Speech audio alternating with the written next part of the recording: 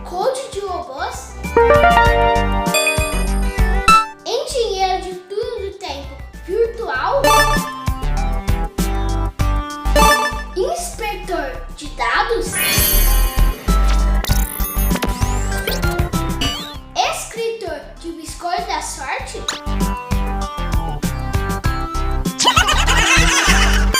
A verdadeira profissão do futuro.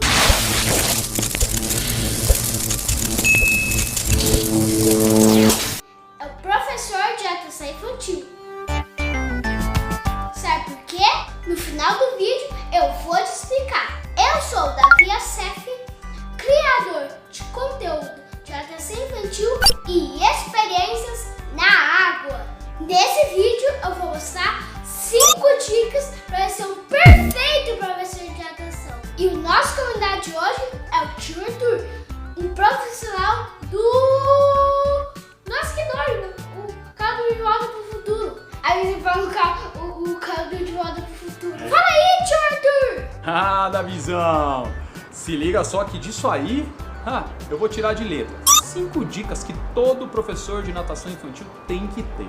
Vamos lá! Qual a primeira dica que você tem aí, tio Arthur? O primeiro é gostar de criança, brincar com ela e se divertir com ela. Isso é muito importante. E a segunda dica? A segunda dica, postura.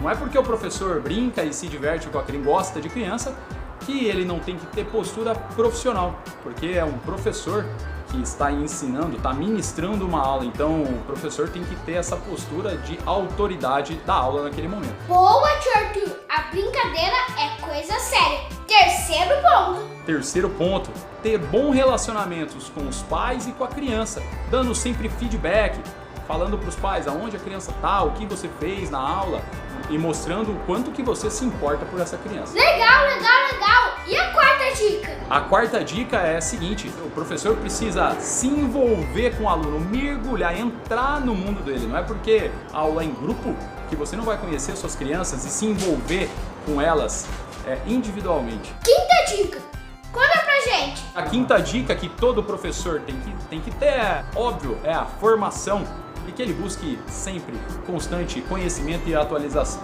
Isso mesmo, é professor de atenção, mas não tem que ficar boiando, precisa estudar. Então, Davizão, o professor que tiver seguir essas 5 dicas aí, ele vai se tornar um professor, não é mesmo? Então, espero que eu tenha essas aí, viu?